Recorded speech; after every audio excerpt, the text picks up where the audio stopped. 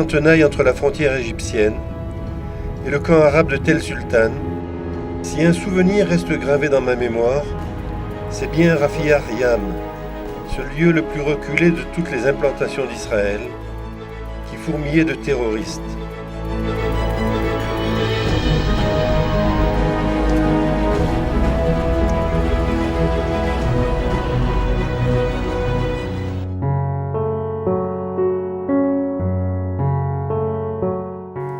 Là, vivait un couple simple au courage admirable. Socrate, pêcheur de métier, et Brigitte, immigrant fraîchement monté de France. Je leur demandais comment est-ce qu'ils vivaient leur présence dans un tel endroit. La nuit, quand je suis toute seule, j'ai peur. Il y a quelquefois des bombes éclairantes et il y a toute l'armée qui se pointe ici, au coin là, et ils cherchent des fois on a donc un radar électronique ici. Et chaque personne qui s'approche, ou ça peut être quelquefois un chien et rien d'autre. Alors il y a toute l'armée qui se pointe, c'est juste à côté de ma chambre à coucher là, alors j'ai peur quand je suis toute seule. Quelle mouche a piqué Abraham Bérébi, plombier à Paris, pour tout abandonner et venir avec sa femme Colette cultiver des plantes à Gadi.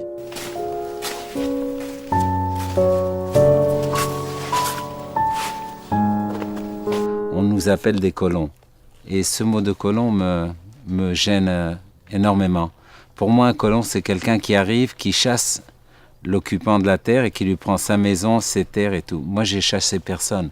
Quand je suis venu ici, il n'y avait même pas d'oiseaux. C'était un désert, c'était absolument vide, vide de vie.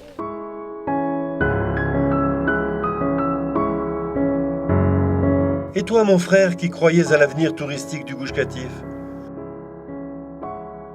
Toi qui mis ton dernier sou dans la construction d'un hôtel dont les portes claquaient au vent face à une plage déserte quand je te rendis visite. מאז הסכם השלום של וושינגטון יש עליות וירידות כל הזמן, אבל אי הוודאות היא בעצם פגעה לאורך כל התקופה בתיירות. Vous avez vécu dans la gueule du loup musulman. Vous vous êtes offert en sacrifice pour ancrer la terre d'Israël dans l'héritage de votre peuple. Malgré cela, vous fûtes la risée des journalistes, des politiciens de votre propre pays. Qui vous rendra justice, frères juifs de mon cœur?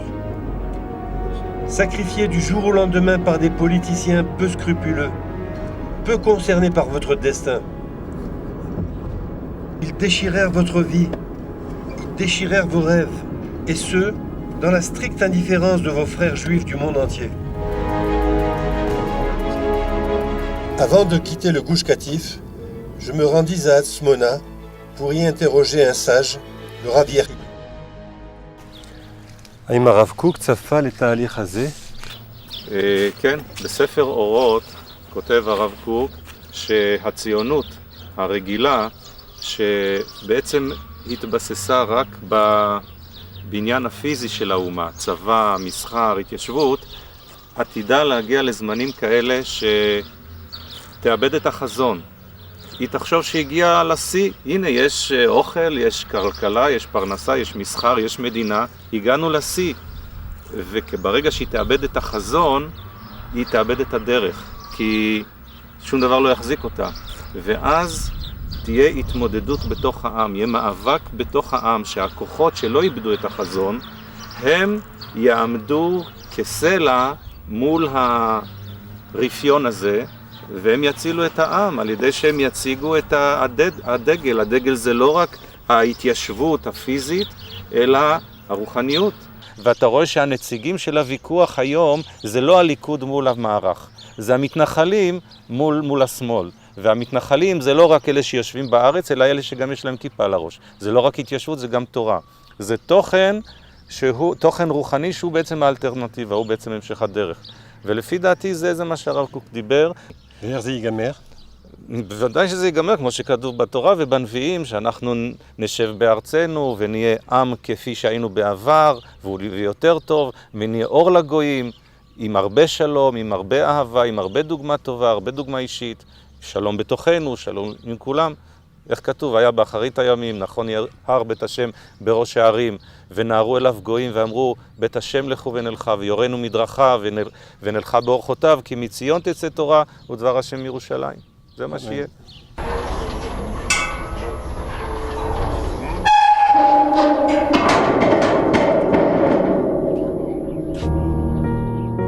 Au revoir les enfants. C'est à vous que revient le dernier mot avant de quitter le Gush Katif. שלום. שלום. מה יש לך ביד? צלב. כי ערפאת אמר בתנאי שניתן לו את ארץ ישראל. אנחנו לא רוצים לוותר עליה. לדעתי נווה דקלים וגוש קטיף עצמה חלק בלתי נפרד מכל ארץ ישראל. וארץ ישראל לפי התורה גם האזור הזה ואפילו חלק מסיני וגם שטחים שאין לנו ברשותנו גם היו צריכים לפי התורה. אבל בזה בעיקר זה ההתיישבות שלנו וזה חלק מארץ ישראל. איך זה שאתה כבר בתוך ילד יודע את כל זה? יש לי התנסויות בדברים שונים, כי אני כבר 10 שנים פה, אז אני מתרגל, אני מכיר את כל האנשים פה. אני חי הרבה זמן, זה חלק גדול מהחיים שלי.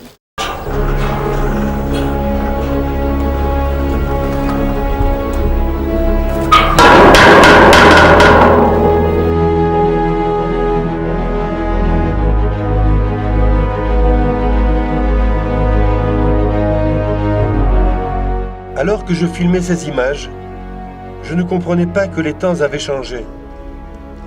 Un demi-siècle après la Shoah, l'Occident avait perdu toute sympathie pour Israël. Le sentiment pour les victimes de l'Holocauste s'estompait. Depuis De Gaulle, nous étions entrés dans une nouvelle ère de dénigrement d'Israël. Le juif, fier de lui et dominateur, était devenu naturellement un méchant colon. Pour que mon film ait une chance de réussite, il fallait désormais le présenter comme tel. Ces agresseurs n'étaient plus des terroristes, mais des victimes du colonialisme. Ce n'était pas de la naïveté. Ce n'était pas une erreur d'interprétation politique grossière. C'était une volonté délibérée de briser le peuple d'Israël. Auparavant, les nations nous dénigraient au nom du christianisme ou de l'islam pour usurper notre identité spirituelle. Et aujourd'hui, ces mêmes nations nous dénigrent au prétexte que nous volons les terres d'un autre peuple. Sur la terre d'Israël, la terre de la promesse du Dieu de la Bible, il n'y eut jamais que 2 sortes de colons, les empires occidentaux et les empires musulmans. La propagande transformait le mouton en loup et inversement. Il me fallait jouer ce jeu pour que je puisse espérer passer la rampe médiatique. C'est pourquoi mon film Les Mitnachalim fut refusé par toutes les télévisions. En arrivant à Hébron, je n'avais pas bien saisi que le langage des politiciens n'engageait que ceux qui y croyaient. Ce soir-là, fête de l'indépendance, de nombreux politiciens prodigues en promesses faisaient bonne figure devant ma caméra. העם היהודי חלם על ירושלים, על חברון, על שילה, על בית אל ושכם. מקום כמו חברון אין מפנים משום סיבה, כולל בכלל ביטחון. Qui aurait pu imaginer à ce moment précis qu'Ariel Sharon expulserait quelques années plus tard les habitants du Gush Katif sans état d'âme?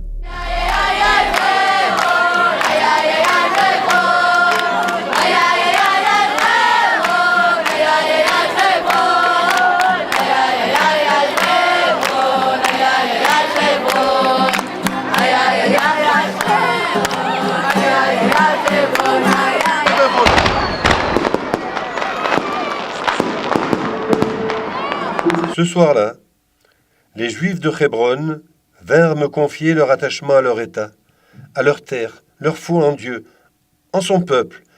C'étaient des hommes simples et bons, comme nous rêvons de l'être. En même temps, ils ne pouvaient dissimuler cette crainte d'être trahis.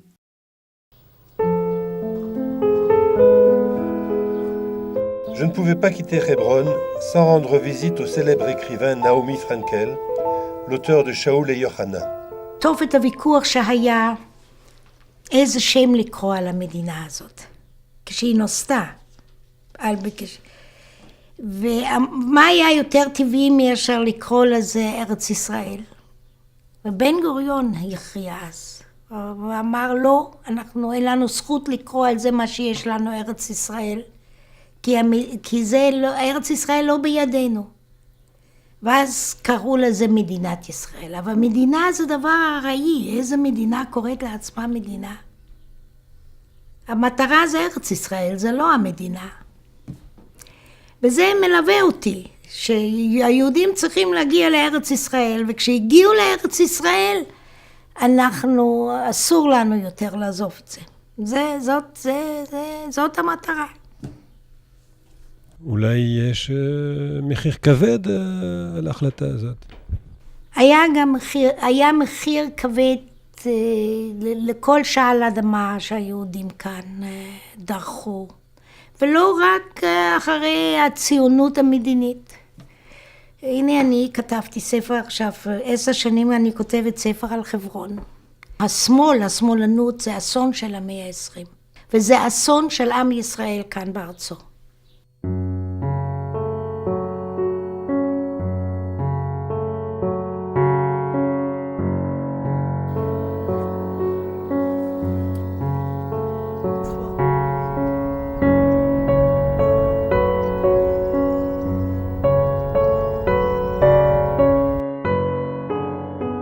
Tel est le drame de notre génération.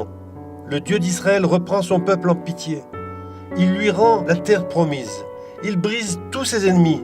Et nous, au lieu de lui en être reconnaissants, nous plaçons notre confiance entre les mains d'hommes qui bradent à la première occasion venue notre héritage. Par manque de foi, par peur des pressions internationales.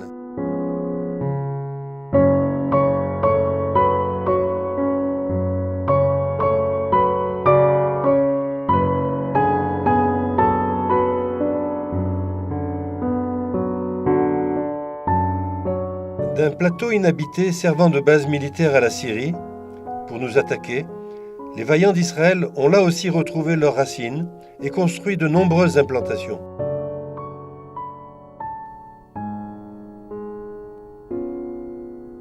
J'étais frappé par ce renouveau de la nature.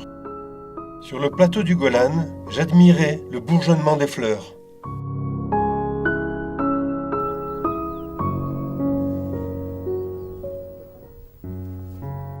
Et en voyant ces villes anciennes écroulées, à nouveau habitées, j'avais l'impression que le prophète Ézéchiel se tenait à mes côtés, là, et me disait « Regarde comme l'Éternel a tenu sa parole. Regarde cette terre dévastée est devenue comme le jardin d'Éden. »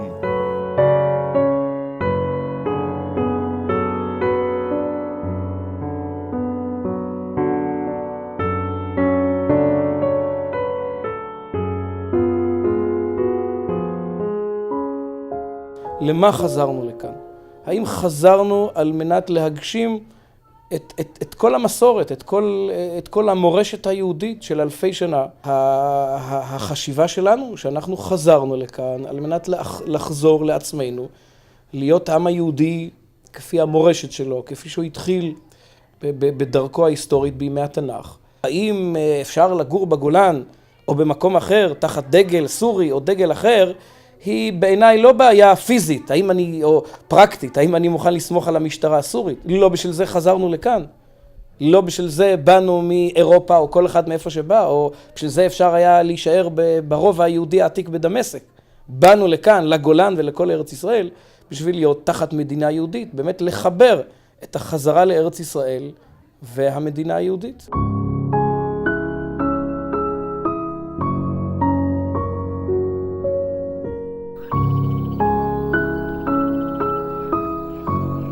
Chaque génération apporte son défi. Les précédentes eurent à cœur la renaissance de notre État. Le nôtre est de reprendre possession de notre terre volée et violée depuis notre exil bimillénaire. Cessons de faire l'autruche. La Providence agit cachée, mais ne nous permet pas de nous esquiver, de nous réfugier dans une attitude passive. Elle exige que nous prenions l'initiative de notre restauration. Tout repose sur nos épaules. Prenons en main notre destin. Nous n'avons de compte à rendre qu'à notre Créateur. À quel titre devrions-nous nous justifier et céder aux pressions des nations? Celles-là même qui nous oppressèrent durant 2000 ans? Ou à quel titre devrions-nous nous justifier devant les instances internationales, comme l'ONU ou l'UNESCO, qui en permanence, au nom de la morale, dévient sans aucun scrupule de la morale? Ces ennemis géants ne sont que des moulins à vent. On nous accuse de colons, qu'importe. Quand on parle de quelqu'un dont le combat est perdu d'avance, on dit de lui qu'il est un Don Quichotte. Mais c'est ainsi qu'on qualifiait hier Moïse, Herzl ou Ben Gurion. Les vaillants d'Israël en Judée, en Samarie, dans le Golan, à Jérusalem, sont les rêveurs prophétiques d'aujourd'hui. L'Esprit souffle sans cesse sur Israël. Il repose sur des hommes vaillants, animés par un esprit de sacrifice, qui font fi des énormes pressions du monde entier. Pour mon peuple et ses amants, je ne me tairai pas. Voilà pourquoi aujourd'hui encore, je leur dédie ce film.